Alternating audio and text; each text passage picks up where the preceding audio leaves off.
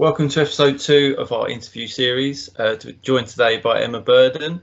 Emma works with us at County FA. She'll go into a bit of detail around her roles and experiences within the game. Also joined by Lawrence Gower from the County FA, and I'm Andy Kroll. So we'll get straight into it, Em. Thanks for joining us. Hi guys, thank you for having me. I am. Hi Lawrence. So what we'll do is we just kind of hand over to you really to let you explain a little bit more. It'd be good to start perhaps with what you're doing now, and we can go from there. Okay. Yep. So at the moment, I am employed by Essex FA, and I have been since 2004. So I'm the football development officer with a kind of technical lead for women's and girls. I was initially employed in 2004 as specifically the women's and girls officer for the County FA, but then that role has kind of evolved, and now we're more geographically kind of defined. So I look after the Group 2 area, which is the central Essex area, with a lead on the women's and girls game, which I was pleased to be in charge of. My voluntary roles, so I'm involved with Springfield, and I look after the under 10 girls team, and I also look after the Wildcats with Ian Farmer, and I'm also kind of keep my hand in with the Essex schools team. So I don't have a coaching role per se, but I kind of coordinate the under 14, the under 16 fixtures programme, and I kind of am involved in as many of those games and in a supporting role as possible. Brilliant. Plenty of variety there then.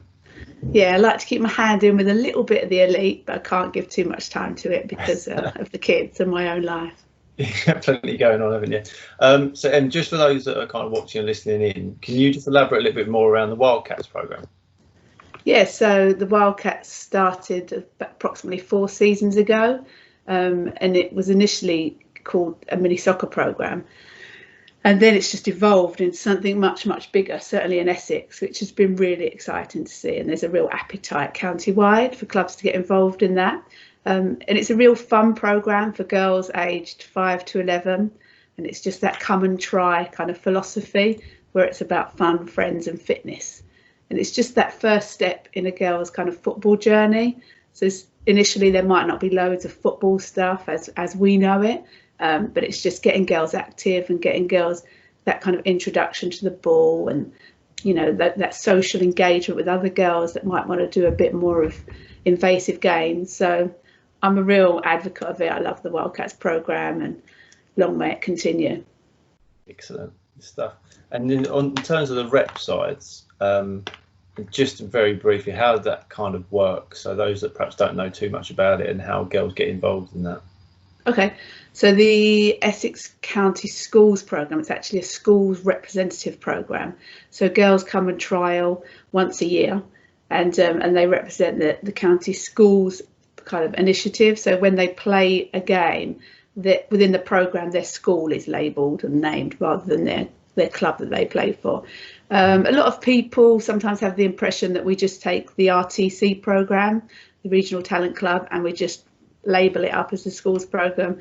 We actually don't. Every year we do a trials process, and we have a real independent panel of staff that don't know the RTC players, and they, as I say, they trial every year, and we play approximately 7 fixtures. We play a fixture a month, and we've been quite successful within the national competition as well. So there's a national cup for both age groups, and we've won it a couple of times. It's just a really great opportunity for those girls. There's also the opportunity for those age groups at under 15 to trial for the England schools team, and we've had a couple of successes there. So I think you're underplaying a little bit, but it might come out in other discussion around some of the people, coaches and players that perhaps have come through the ranks within the county. So it'd be good to perhaps hear about some of that as we go along, if that's all right. Yeah, fantastic. Yeah. Excellent. Thanks, Em.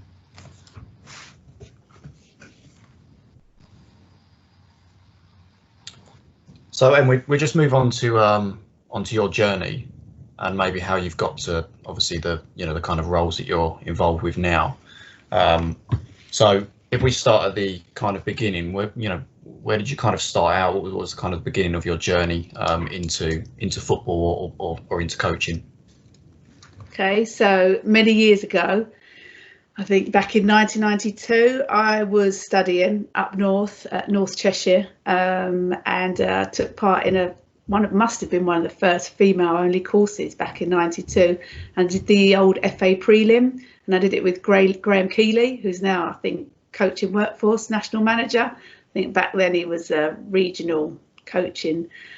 In a regional coaching role, and ironically I failed the referee part of that course, but I got some great feedback, so that was kind of my first taste of getting involved in the coaching side of things, and I really enjoyed it. So from there, I think it was '93, I got my first coaching position, and it was like a summer role, and it was like in Connecticut, and again that was like my first taste of kind of coaching. I was coaching a variety of sports, but it gave me a taste and really inspired me, because the female athletes that I was working with, just a totally different mindset, you know, involved with kind of young people from a different country. But interestingly enough, like, I failed another failure. I failed my second year exams, one of the exams. So I'm on the phone to my tutor, and they're saying, you've got to come back, you've got to come back, you've got to finish your exams. So I didn't get the opportunity to travel. So again, that was always something in me that I thought I didn't complete that kind of part of my journey.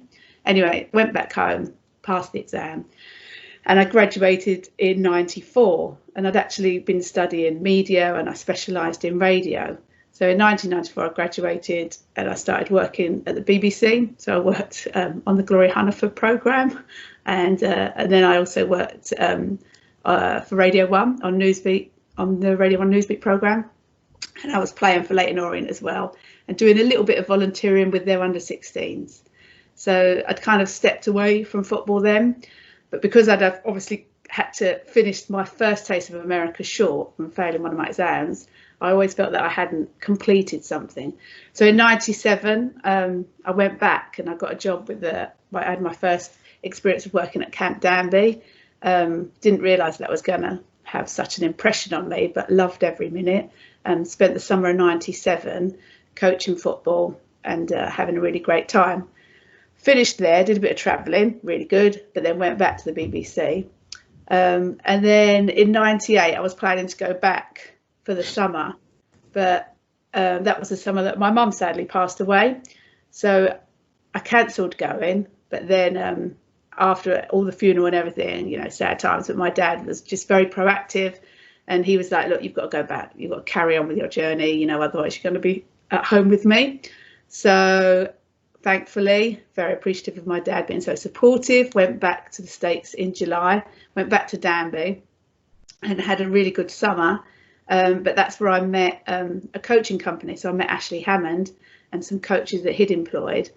And I was looking at these girls thinking, oh my God, they're working full-time as coaches. This is a great opportunity. So I met with Ashley Hammond, and very fortunate that I was offered a position. So in those next 5 years, I was working in the States. I trialled for a WSL team called the New Jersey Wildcats and was successful. So I was kind of alternating my summers, like having half the summer working, playing Wildcats, and then continued working at Danby. I was working for Ashley Hammond and working at the Soccer Domain as well. So that was 5 years of my life, which was really, really, really good times. And then in 2003, I returned home. I'd met my husband. We both came back here, and we set up our life here in Chelmsford. So I was playing. Came back, played for Lawford, and then I moved. I couldn't get settled, played for Chelmsford, and then finally found Colchester United. And then in 2004, I was very, very happy to be employed by Essex FA. And those were the days where I used to drive my little Ford Escort around, and it was absolutely full of footballs and cones and samba goals. And, you know, I was like a travelling showwoman, for girls' football, flying the flag. But again, some really, really good times, setting up festivals. As I worked with Sharon Brownlee, we had some great stories of setting up, 14 samba soccer goals in the snow with our hands falling off. But you know, really moulded kind of the person I am with the people that I met along the way. And then in 2009, I was pregnant with Rosie, and in 2010. So kind of in that time, I've got involved. Thankfully, I met Dimitri and Steve Downey and Ben Bartlett. So from 2004 to 2010, I'd been coaching the elite side of the game. I retook my level 2. And I also was thankful and given the opportunity to take part in the UEFA B, which I passed. And, you know, again, a really great course, met some fantastic people. But again, I was the only female on those courses. I was really scared, really intimidated, but cracked it, went in there and, you know, put my kind of game face on. Everyone thinks I'm, you know, well, there she is, really confident, but actually inside I'm really scared. But took those courses, loved them. And as I said, I'd met Dimitri and Steve Bradshaw and Ben Bartlett and Steve Bartlett and some great people who gave me some really good opportunities to coach elite girls. So that was at what was then known the Colchester Centre of Excellence, Colchester United Centre of Excellence. And I stayed there till I had Rosie in 2010. And we've already spoken about the girls' schools programme. That's always, for me, been running in the background. So I'm really thankful for that, because the commitment from me isn't huge. So as I say, the fixtures are once a month. So I've always had that running in the background, which I've been able to, even whilst pregnant, having the children, been able to carry on with. And then in 2010, Sharon Brownlee was really driving the girls' PDC, and that was set up. And I just remember having Rosie, probably breastfeeding Rosie, and the phone's going, and Sharon's like, "We're going to set up this PDC. Are you in?" And I was like, yeah, of course I'm in. And then, you know, September, she's like, right, well, it's in now. You've got to start. We're coaching. So I was literally leaving Rosie, handing her over to Alex, and then going driving. But a fantastic programme, and I was involved in that with some great coaches, yourself included, Andy, you know, coaching great groups of girls. It was a really good programme. It was down at Brentwood at Shenfield School, and we were really fortunate to have we were capturing talented girls predominantly in the south of the county, and then we were signposting them to the Centre of Excellence, which is now the RTC. And then in 2012 I became an FA mentor. Again, that was something that came about. I think sometimes I just like to challenge myself and think, right, you know, there are no FA female mentors in Essex, we've got to change that. So that year I became an FA mentor alongside Emma Manning, so we were the 2 female FA mentors. And that again was a really great opportunity to just work with grassroots clubs and try and support them in that role. But I just found it really hard, like once I went back to work, leaving the kids and to go and work with grassroots coaches and saying goodbye to my kids with my full-time role at Essex FA. So that kind of came to a natural end for me when the children got to an age where they wanted to start their own sport, which is what led to my role at Springfield when Rosie got to the age where she was showing an interest in football. I didn't want it to be forced on her from me. But yeah, as soon as Rosie showed an interest, I started to kind of help out with Springfield a little bit more. And that's where I am today, really. Brilliant. Lots in there. I don't know about you. It's an interesting journey, and I think what's really interesting is that it kind of starts in America. So your first taste of coaching was in the US. So it didn't. So you wasn't coaching. So I suppose a lot of people, you know, a lot of people who will be listening and watching, will have started, you know, maybe with their son or daughter's team, you know, in a kind of local setting.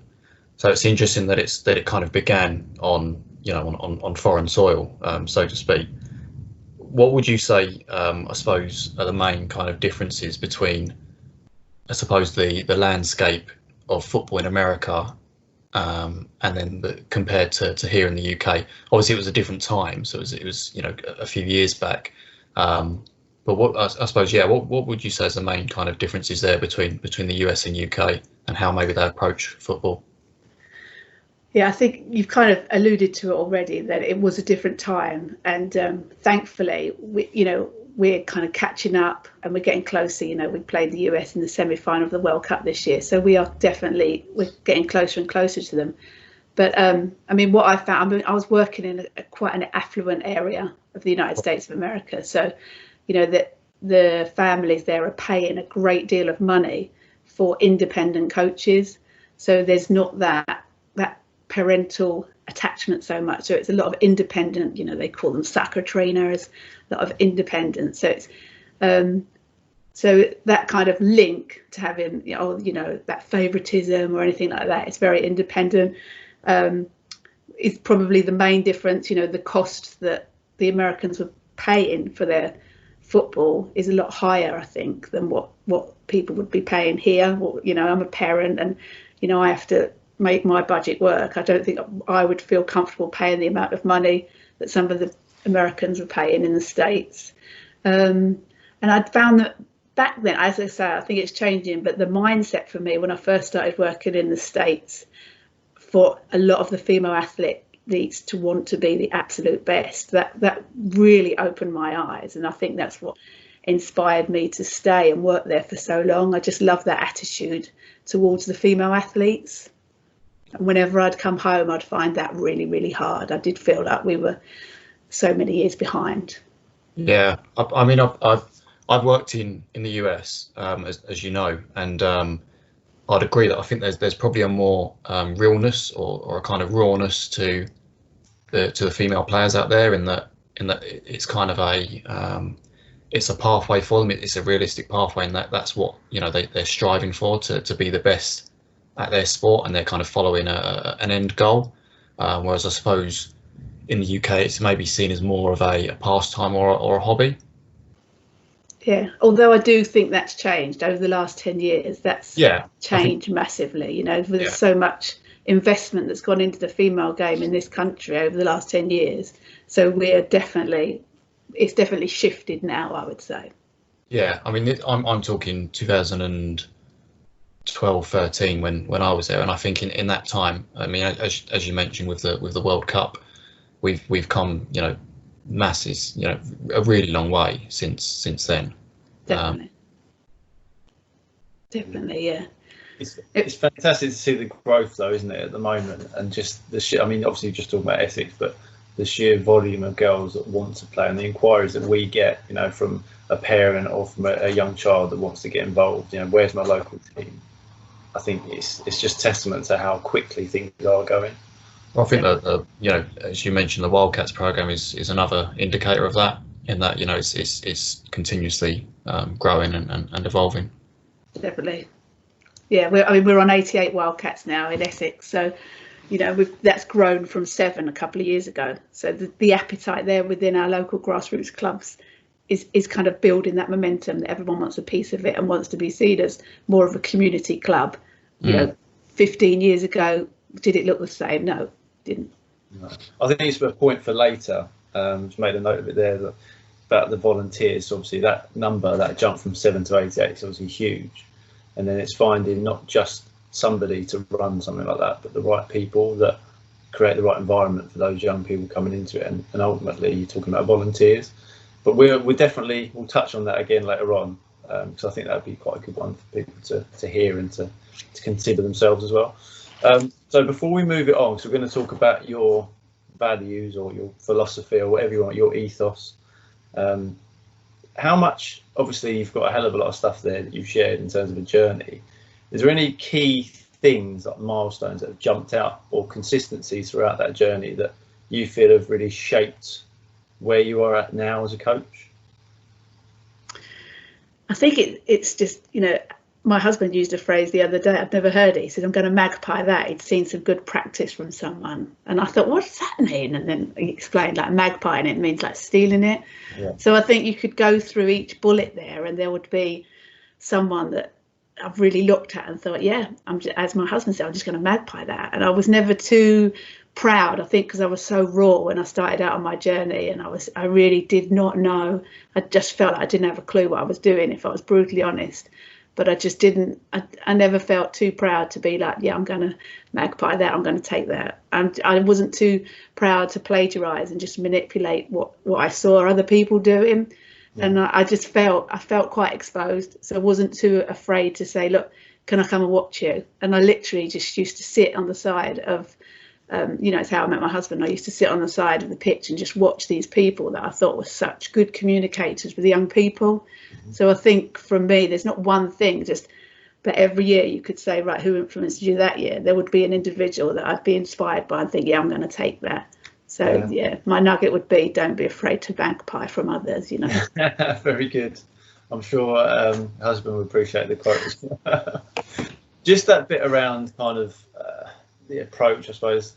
I think you mentioned about language and different ways you communicate, and you be impressed with other people. Obviously, we don't all start like that, and none of those people probably would have started like that.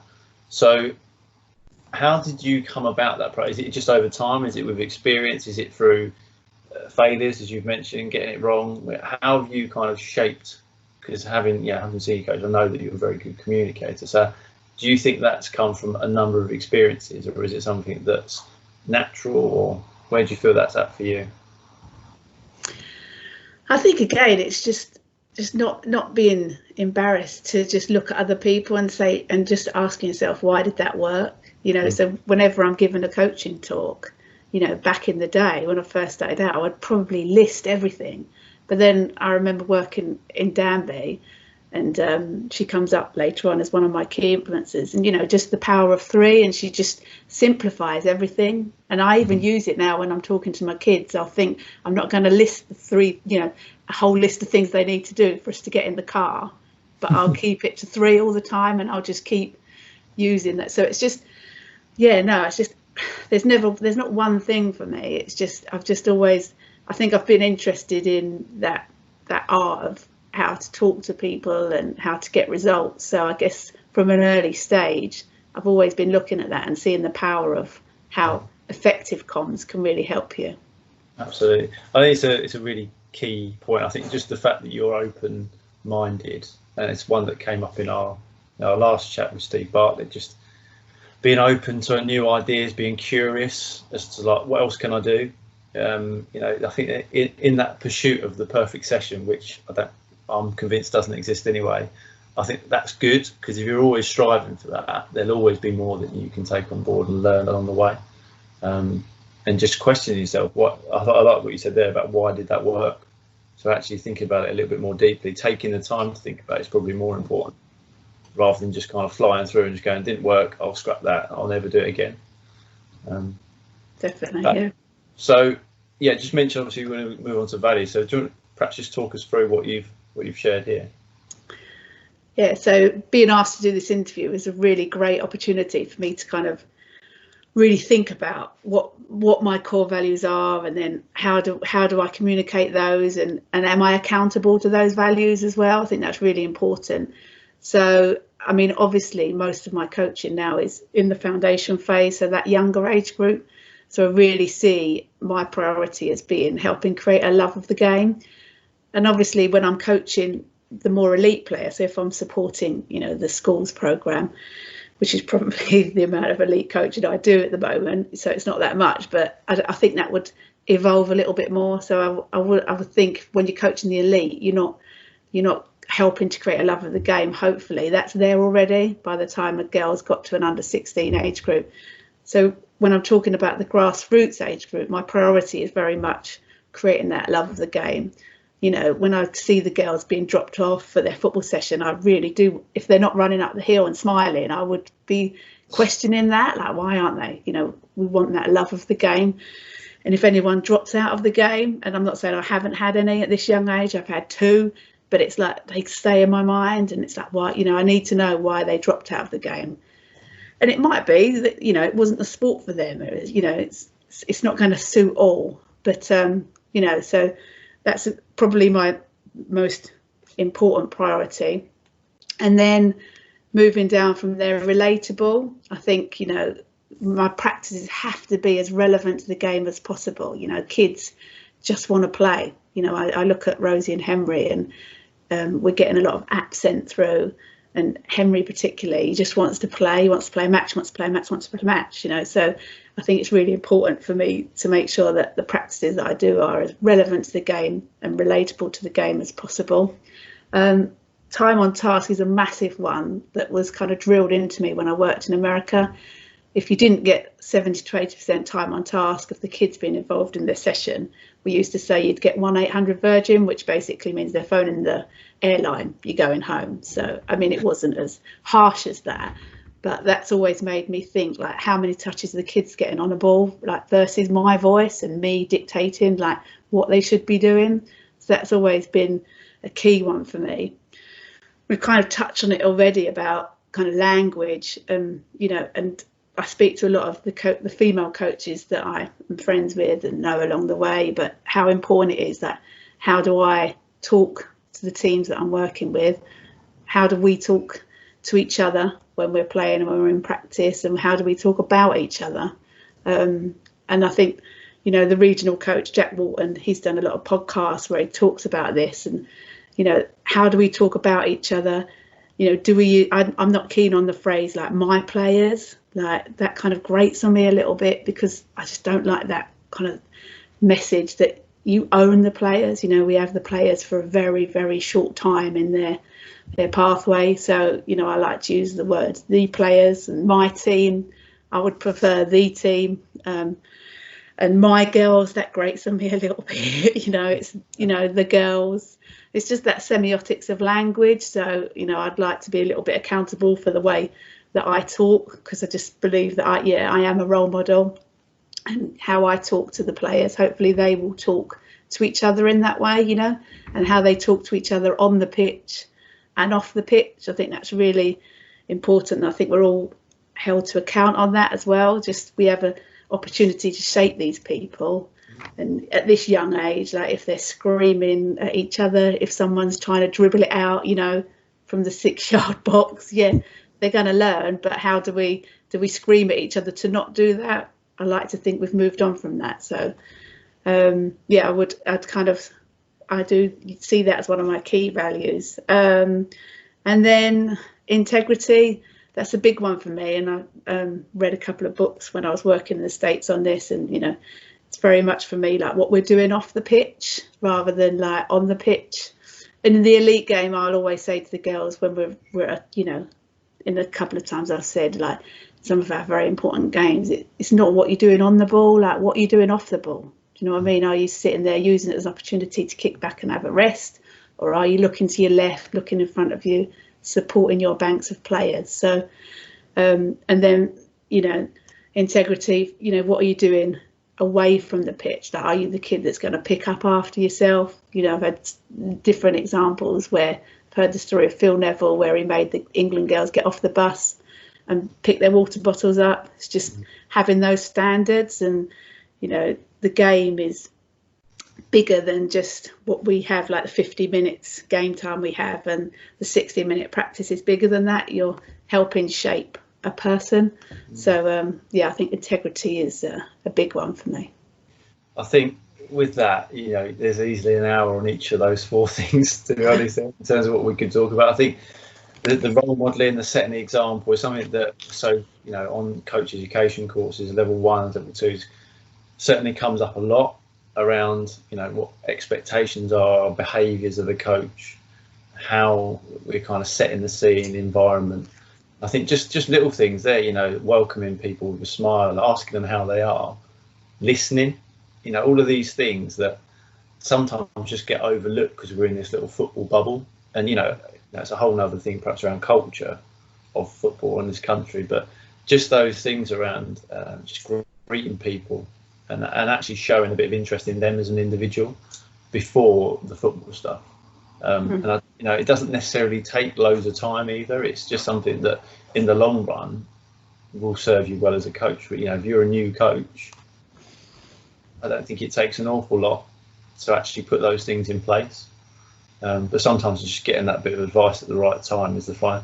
We get a lot of nodding heads on level 1s when we start talking about these sorts of things, because people agree with it and they get it and they connect with it. But their initial diet of football is very different to that, because either it was the last time they played as an adult and the environment, of course, is very different, and now they've got a group of 6 and 7-year-old children, or perhaps it's the way they were coached, or it's perhaps the way they watched the game. So, you know, all of these influences, you're not going to completely change it. Sometimes we'd like to maybe do that, but I think, we'll probably go and discuss about it later. The ethos of a club or a group of coaches, regardless of the fact they're volunteers, is actually why you're there in the first place. For these people, and you've said it at the very top, create a love of the game. And there's obvious ways you're not going to love the game. So yeah, I suppose it's a difficult thing to do, but I think one thing we're keen to do as an organisation, and through courses or whatever it might be, discussion, is just make sure the starting point is as good as it can be. So programs such as the Wildcat program, I think, play a big part in that, don't they? And I think, sorry, Lawrence, but I didn't even mention on my third slide, I've put the word mirrors, and I didn't kind of touch on that, but you've kind of just spoken a little bit about that. But I think it's important as coaches, we realise that we are mirrors, and how we act is how the children are going to act, how the players are going to act. So on the sideline, am I calm and relaxed, or am I, getting a little bit uptight? And I think for anybody that knows me as a competitor, I am hugely competitive, but hopefully you won't see that when I'm coaching the under-10 Springfield girls, and yeah, of course, everyone likes to win. That is the purpose of football, but it's that journey to the end result. Sometimes we might win a game, but sometimes we might not, but we could have played really, really well. Yeah. So, that mirroring again, that's really, really important to me. Excellent. I think as you said that, what's that end result? And as Andy said, what's your kind of starting point? So, kind of what impact are you looking to have going in? And that could be, for a new coach, that might be something that is worth looking at before anything else. And I think too often we get involved in, starting out with looking at, maybe how you want a team to play and, what your coaching style and what you want them to be able to do with the ball. But really, if you look at that value beforehand, yours, for example, help to create a love of the game. If that's your intention, how do you set that out? And is that through the environment? Is that through the language that you use with your players? So it's almost like that's your kind of groundwork, first of all.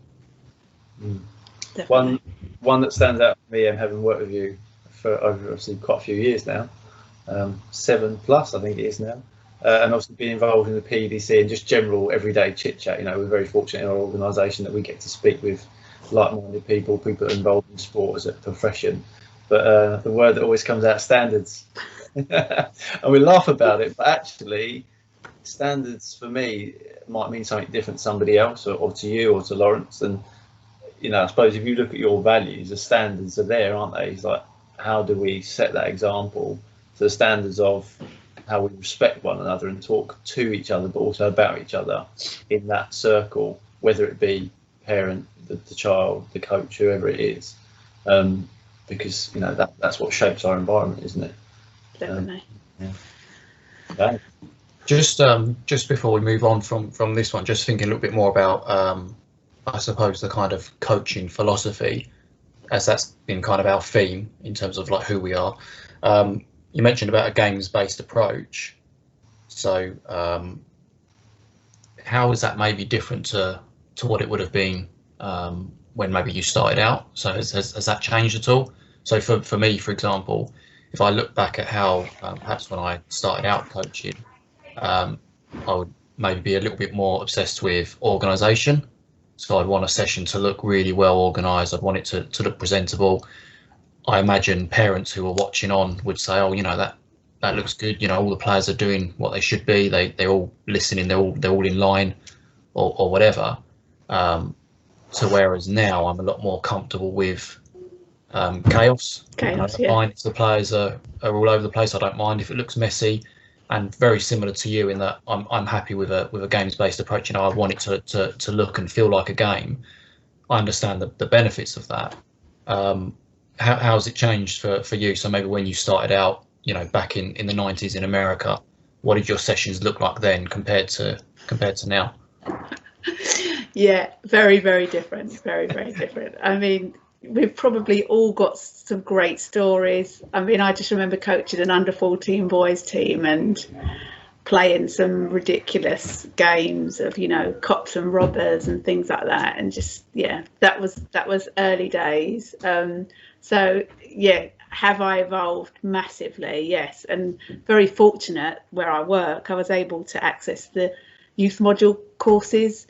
And I think when I accessed those courses, they really opened my eyes massively to kind of how to create that games-based approach, and having that kind of confidence to be comfortable with chaos, you know.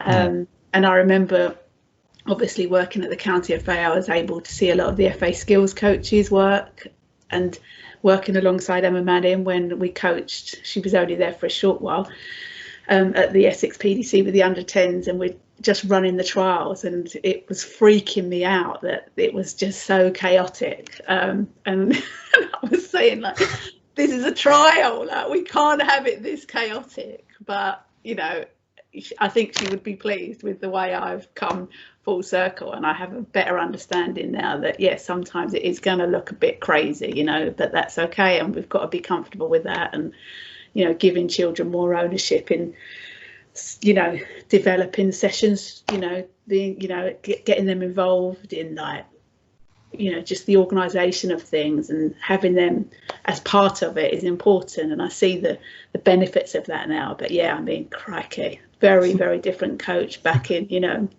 1999, 2000. Yeah. But, you know, as I say in my journey, all those people have played a part in it, you know. Yeah.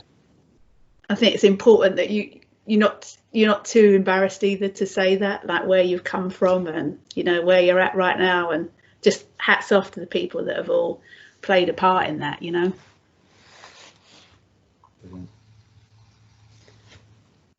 And then over to you, Lawrence. Oh, sorry. Yeah. So where are we now? We're on to. Oh, okay. So your key influencers. So obviously these are some of your key influencers since you've kind of started that journey. So there's a few in there. Obviously, you know, Pete Sturge is someone that we talk a lot about on you know, through coach education and through CPD. Recognise obviously John Allpress in there as well from the FA previously. Just talk us through, you know, maybe who some of these people are, how they've influenced, you know, why they're such an influence for you. Yeah, definitely. So the top line, if we break it down, the top line is very much kind of USA linked. So the first one, top left, is Jay Toporoff, who was the camp director, still is, at Camp Danby. Then it's Ashley Hammond. And then if we ignore Yao, the player, and then it's Kate Kelly. So those three people were massively a big part in kind of influencing the way I kind of look at communication and how I communicate to players. So looking at, you know, Jay was just energy. Ashley as well, just energy and inspiring. And then I've mentioned Kate Kelly, who's the fourth one along. She kind of, that rule of three. And then since then read that Arsene Wenger was a big believer of the rule of three in the changing room. And so, yeah, those people at the top line were from America. And then the last one is my husband. So I've learned so much from him. And that's him coaching the Rittle team currently.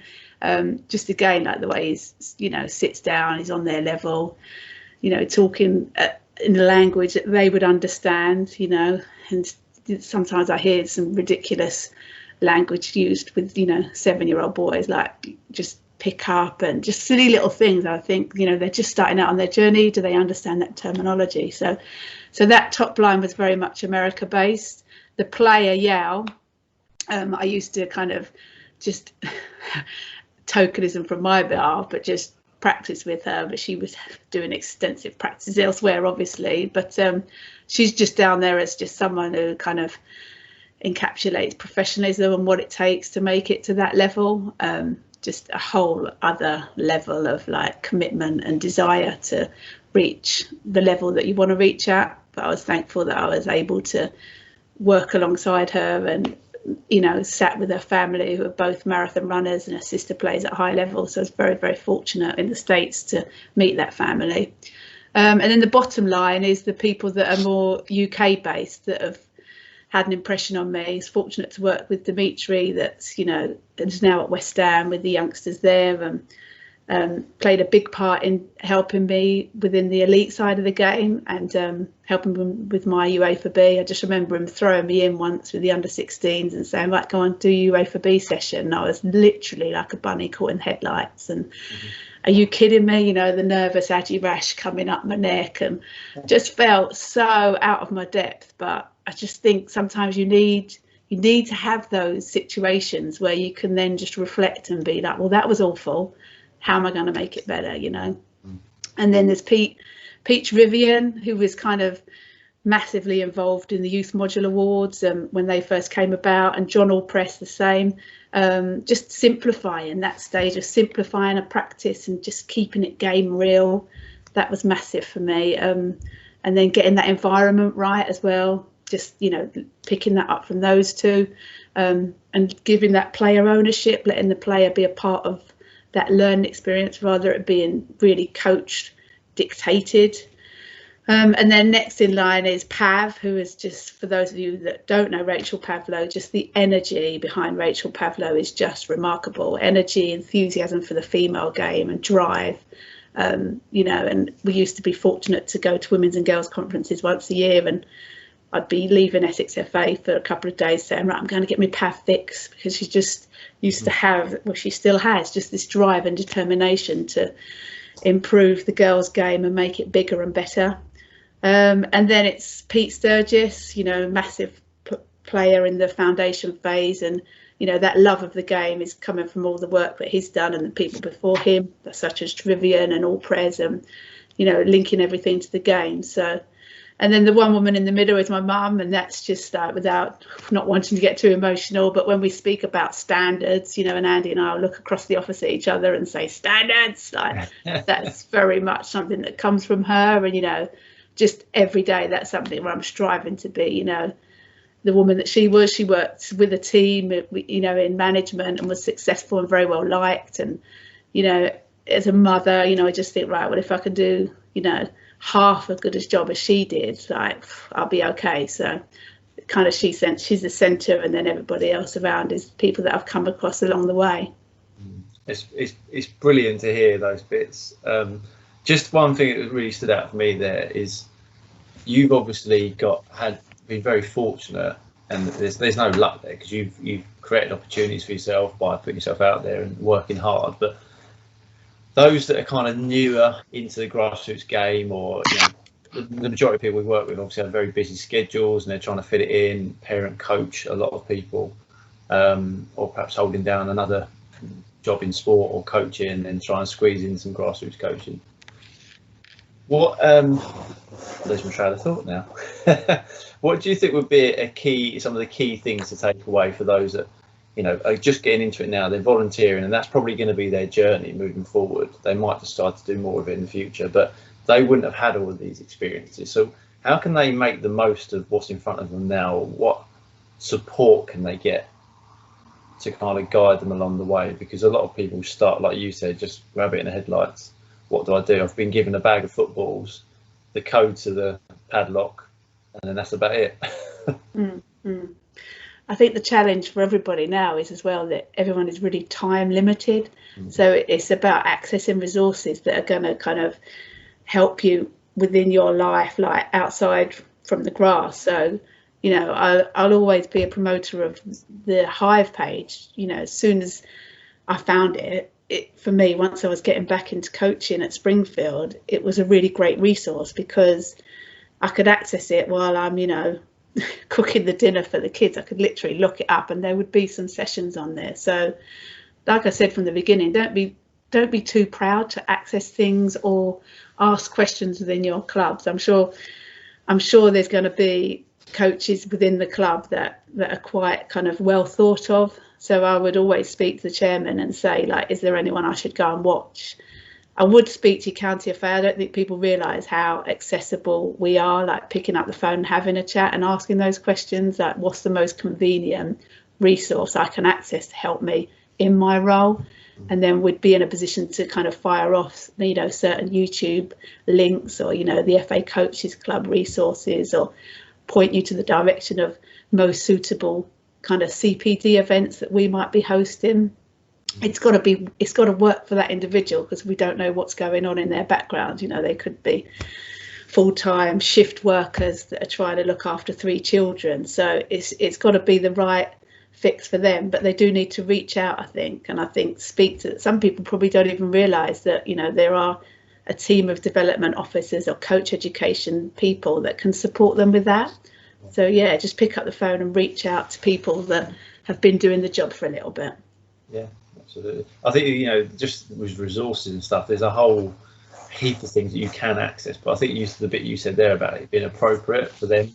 So, you know, that's the age group that they're coaching. And the thing, people come on to, we meet obviously thousands of people every year through, you know, various colleagues and tutors and mentors or staff at County FA.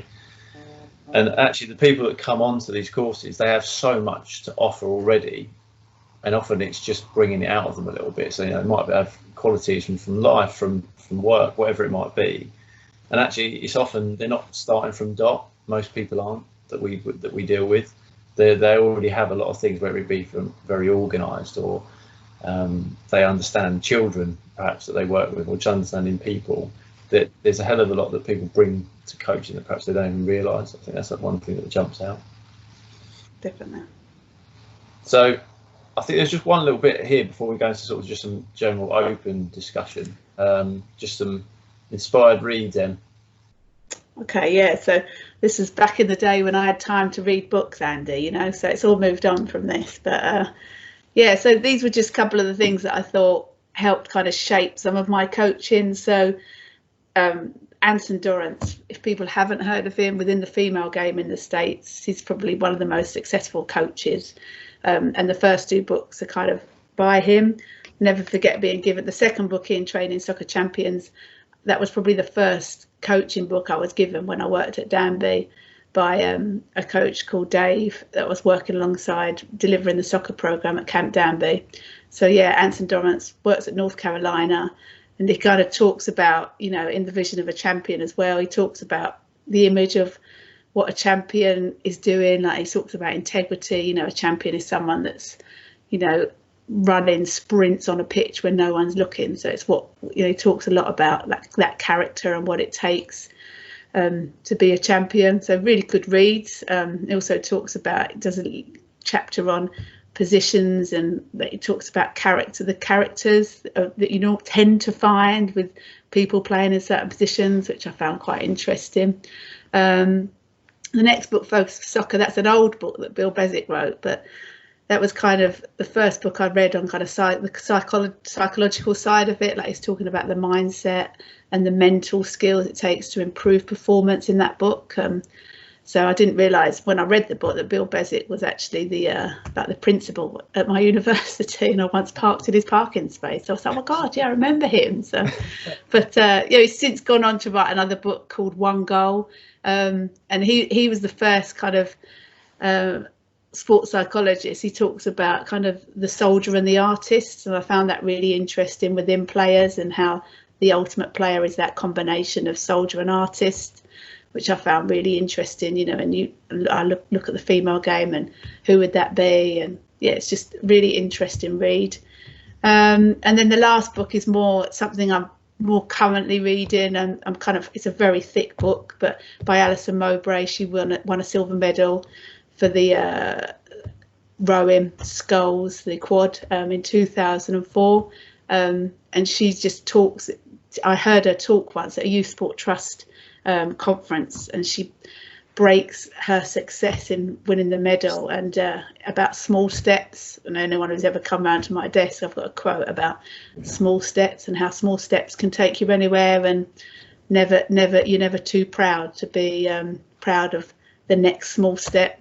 So I use that a lot when I'm trying to motivate myself to run a little bit further, and, you know, never be too proud of the next step that I've taken, trying to up the miles. But yeah, and I guess more currently, it's not necessarily books now, like we're saying about being time limited. A lot of things we access now are just through the internet. So I'm on Twitter, and I'll follow like Changing the Game and Working with Parents in Sport there too, that I kind of like to read. I'll just pick up articles from there just because it's a little bit more immediate. So yeah, not so many books right now, but no, it's a challenge. I mean, you've got to do what works best for you as well. I think it's just another example of just being open-minded, and some good advice for those that perhaps, I think we all get in a bit of a football bubble sometimes, and I think just looking out, you know, other sports, other walks of life, but a lot of it crosses over, doesn't it? And I think, and regardless of where you're in the professional game or volunteering, grassroots, I think there's definitely some bits there that you can take away on them. Brilliant. So I think just with time, because we're always going to be a little bit pushed with these because there's so much we can talk about, we're just going to have some discussion points and just a few questions, if you don't mind, them, just around key topics. So we asked the same kind of things to Steve in episode 1, but you are obviously fully expecting your angle will be slightly different. So the first one, just around communication. So if you don't mind, we just take your example of kind of grassroots club, Springfield, working with the girls.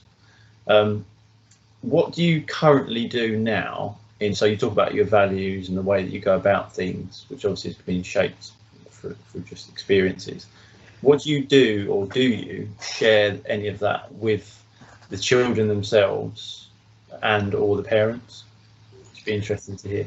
Yeah, so at the beginning of the season, I like to kind of go over with the group of players that I've got, go over what kind of my key values are, and just have that dialogue to make sure it's open with the parents.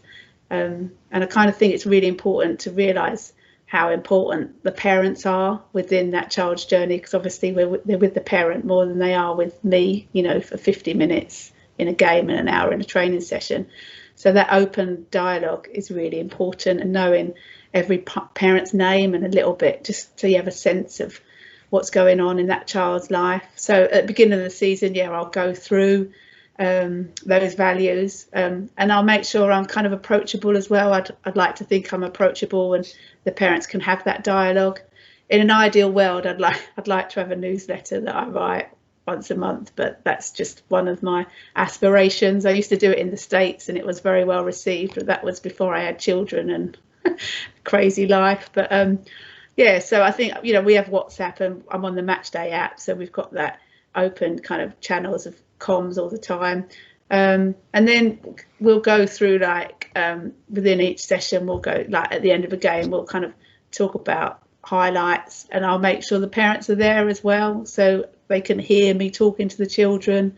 And at this stage in their development, I don't personally do a player of the match, but I do let them choose their player of the match. They all vote on it in, you know, so nobody else can hear, but they have to give a reason for that. And yes, I just think it's important to include the parents, so you're clear on your expectations and your goals and what my expectations are of them. So from the sideline, what my expectations are. And I don't like to be on the sideline alone, so I'll always have, like, a kind of, I use an Americanism, like a camp mum, so that in case someone does hurt themselves, you know, I've got somebody there to help. And yeah, like, I would never reprimand for lateness or anything like that. I just think it's important that we see the game is bigger than just our training sessions. So yeah, just that dialogue is so important, that comms, and yeah, just never be frightened or to, like, revisit things as well. You've got to be prepared to, you know, if you're not happy with something, you've got to be happy just to ask questions. And, you know, if someone's sideline behaviour wasn't appropriate, you've just got to have that dialogue. And I think if you're open and approachable, that is easier to have. That makes sense. Yeah, very much. I think it's good, that consistency of message is just one of the things that'd be great to pick up on, because again, there's a lot of coaches out there who do a lot of preparation. They're very passionate about what they do and they do an amazing job. But if we're not careful, if we don't share some of what we're doing and the kind of show you're working, if you like, when you're at school doing your maths homework, if you don't share some of that, people don't necessarily know what page you're on. And then we hear a lot, you know, a lot of people share with us all kinds of horror stories around, you know, where there's clearly been a breakdown in communication and things haven't worked out, or, you know, something's come up and it's blown into something that's all out of proportion just because really the messages weren't shared or even discussed in the first place. Now, you know, there's no manual for this stuff, especially when you're a volunteer coming into the game, and some clubs do a great job of it. You know, they'll give out some advice or they'll go and pair them up with somebody who's already experienced it. But I think that the consistency of message is so important. So the bit around, you know, after a game, do the parents hear what you're talking to the children about? And this is something that we discuss a lot with coaches on courses as well. If they hear that, it might just change the conversation a little bit away from the game as well. So, you know, the car ride home is something for me personally that does fill me with fear a little bit, thinking that, we as coaches can have a fantastic impact on a match day or in training, whatever it might be. But when they go away from us, it's not in our control necessarily, but at least we can influence and impact it slightly, you know, and just drop in some messages that this week we've been working on whatever it may be, and that's consistent from training to match day, perhaps to the next training, perhaps to the next match day, so that they're hearing some regular dialogue of consistent, clear messages, hopefully no more than 3 things then.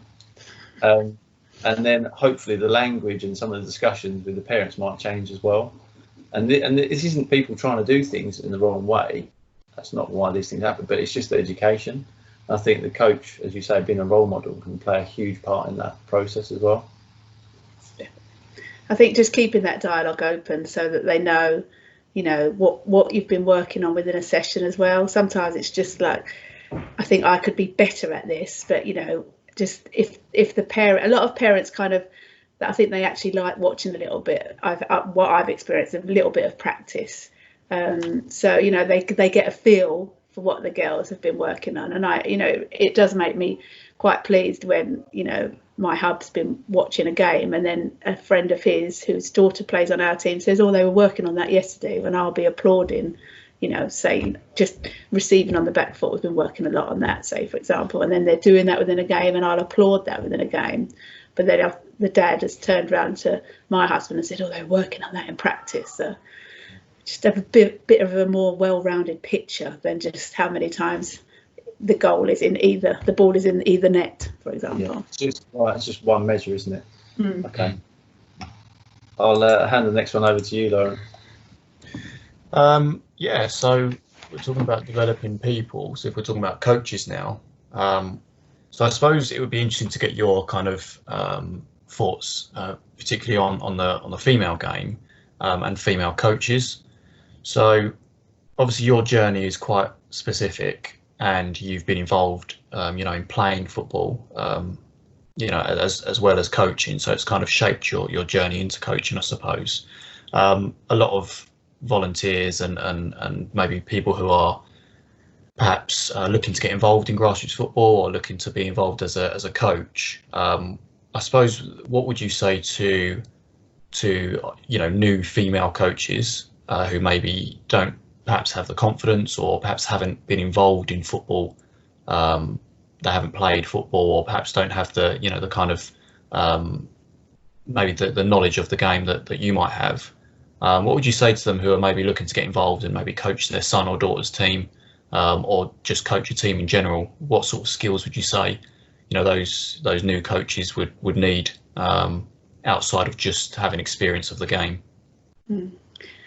Well, I think, like I've harped on for the past hour on like how important communication is, and I think, you know, as a mother, I've realised like the importance of how we communicate to our children is just so important. And that's not to say that I get a 9 out of 10 every day, because far from it. However, you know, I think mums and females generally, you know, are very good listeners, because they have to be negotiators, as you know, as mothers trying to get in the car for the school run, or get the bikes out for the school run, or just managing the road traffic on the school run. So, you know, I think there's probably a lot of skills that females have without even realising it, that come across into the coaching arena very naturally. You know, just demonstrating empathy. A lot of women kind of have that naturally as well as mothers. And yeah, just there's probably a lot of skills they don't realise that they have that would be so easily transferable into becoming a coach. Yeah, I mean, I would love to see more females on the sideline. I feel really passionate about that. So I'll put myself out there and say, if somebody was interested in gaining a coaching qualification or looking for that mentor support, that's something we could do, you know, and make that a lot more accessible. And I know there's a lot of work going on through the coach education department already, where you followed up on a level 1 course and done some networking groups. But I do think, you know, some females would probably be more comfortable on a female only course. And I think that's something we're looking at offering more regularly. So yeah, I just think don't be afraid to pick up the phone and speak to someone who might be in a position that can help them, you know, be that me or be that another female that we can link you up with, you know. I suppose that's key, really, isn't it? That message that it's not necessarily it's not all about football. It's you know, as Andy said earlier, we kind of get stuck in this bubble that everything's football, but you know, we can take skills from elsewhere and still be effective coaches in the game at any level. And as you say, you know, there's lots of support for people who are looking to get involved in coaching, and you don't have to have had an extensive playing career or you know, have played to a higher level or anything along those lines. But yeah, you know, hopefully that continues to grow and we continue to get more females involved in coaching at grassroots and beyond. Yeah, hopefully. I hope so. So just the last one there. Appreciate taking up lots of your time. We do really appreciate you doing this. So the last bit is just around, I suppose, the children themselves. So again, back to the sort of, I suppose, parent hat again, and the girls that you're working with at Springfield. What can you give us any examples of just little things, you know, that you do perhaps in training on a match day that hand some of that responsibility? We say ownership a lot, and we say responsibility, and we say, you know, let the players make more decisions. But what can you actually do, or what do you do that works well? Because obviously we're experimenting all the time when you're coaching. But is there anything that works particularly well that you've been quite impressed, and there's been a few of those kind of light bulb moments with the girls? Yeah, I mean, I think it's important that it's like a holistic approach. So you're looking at all sides of the game, you know, the four corners we talk about a lot. So I think that's really important. And I think it's important that I keep my expectations in check and they're realistic. And it's not just kind of me at home with my plan of what I'm going to do. I have an idea of what I want to do and what I want to achieve, but it's in kind of involving the players as well. I try and keep in mind the bigger picture, like what's gone on in their week. So I always open my sessions with like, how was your week? And we do like a thumbs up, thumbs middle and thumbs down. Because I just think that's important to bear in mind. Like, it's bigger. What's gone on in their life is bigger, you know, than them just being involved in football. Yeah, I am a big believer of the whiteboards. You know, if you was to look at in the current situation, if you was to look at my home school, it's very much whiteboards everywhere with our like daily kind of list of what we want to try to achieve that day. But I kind of have got enough whiteboards now where the team are involved in that. So I like to kind of give them a whiteboard and say, right, they write down what they want to achieve in the game or the practice. I've been lucky that I've been able to access like the Panini cards, so I use those, and some female coaches have seen me use those, and I've kind of sent them to them as well, so they've got their own little targets on them or objectives in sessions. They seem to work quite well.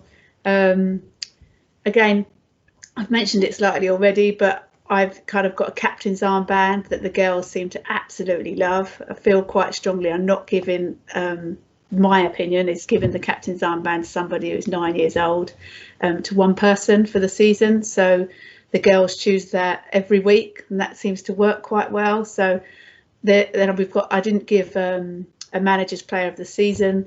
I used that trophy, and that gets handed around each week. So the players vote on their player of the week. They have to have a reason, hoping that they don't just vote for their best friend, and that's kind of confidential, they tell us. And then at the end of that, they get the manager's trophy, which is not, you know, it's just the trophy. They get to take that home, but actually all the girls, they don't want the trophy now, all they want is the armband. They're so excited, they're like, I'm going to wear the armband, I'm going to wear the armband. So that's quite nice to see. And we also have like the award, because I rotate the goalie. I'm kind of a believer of rotating positions so that girls get to learn all areas of the pitch. And we also have a boss of the box, so because we rotate the goalie, so they also vote on boss of the box. So that seems to work quite well, so they're not scared of going in goal so much. It's like, oh, I want a chance to be boss of the box, so that works quite well. And then more recently, I've managed to purchase from the coaching lab.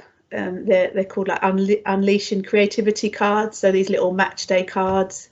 And and they work quite well. So there's little cards with like POW, superhero card, can you block a shot or steal possession for a point, or like the floor is lava, you know, that seems to be a massive key phrase in my house, floor is lava. Or if we're going to the shop and they're not allowed in Tesco, I'm looking out the window and they're clearly playing the floor is lava because they're jumping all around. But there's a little match day card where the floor is lava and you can't stand in the same position for more than 4 seconds. So all those little resources, I think, you know, yes, I've had the time and I'm fortunate that I'm in an environment where I get to know about those. But that's where I think like Sam from Broomfield is not too proud to say to me, where'd you get those Panini cards, you know, and then like I think I heard about the match day cards through Lawrence. You know, it's just about sharing and not being, you know, like this, like, oh, this is mine, you're not copying, you know, these really work, you know. But I'm not going to say they're going to work every week, because after a few weeks the kids are like bored, done those, you know. I think one of these things is trying to keep up with them, as you mentioned there, but I think connecting with them and just trying out these things. I think there's some parallels that can really be drawn with their experiences of school as well. So, you know, it's not like it used to be. It's not, you know, majority of classrooms now aren't just a teacher at the front lecturing, this is what you need to do and you need to remember these things, therefore you'll be successful. It's them taking responsibility and having those discussions, having a whiteboard or whatever it might be, but they're learning such a range of other skills, sharing, dealing with conflict, all those other things that they're getting from just being there with their peers, you know, the coaching earshot, but not overbearing and getting involved in everything. And actually taking a bit of a step back, it's probably less stressful for that coach, particularly if you're newer to it and you're volunteering your time and you think, I've got to do everything. It's actually quite the opposite. You know, you can probably hand back a lot of that to the children because they're more than capable. And it's something that we discussed with Steve as well. Lawrence, was there anything you wanted to pick up there? No, it's just, yeah, conscious of time, but it's interesting, as you mentioned, you know, it kind of comes back to what Steve said about, you know, player ownership. But obviously, you know, there's lots of variation there. There's lots of engagement. You know, so the kids are getting a well kind of rounded experience each week when they come to football, and I think that's really key. And I imagine that your players, you know, as you said at the start, you know, what's your kind of what's your starting point? You know, what do you want to achieve? And it's for your players to just grow a love of the game and love the game, and all of that stuff that you've mentioned, I've no doubt is going to be, you know, building that love, and it's going to be engaging those kids every week and making them want to come back. So I think it's yeah, I mean, there's some great resources there that you've mentioned, and as you said, you know, people are always happy to share. We're happy to share. You know, people can pick up the phone, contact County FA, speak to other coaches, you know, read books, get on CPD. There's lots of resources out there, and there's lots of ways to keep your players engaged. So I suppose keep sharing is the kind of takeaway from that, and you know, share what you've got and speak to other coaches, and you know, just kind of keep it moving. Definitely. Yeah, really appreciate your time. I'm sure there'll be people who take loads and loads of notes, and they'll be inspired by the kind of experiences you've had, and hopefully take away a few little nuggets to implement in their own kind of journey. But thanks again for taking your time, Em. Really appreciate it. And, no worries. Perhaps we'll catch up with you again and see how the Springfield teams are going. No problem. It's been a pleasure. Thank you. Brilliant.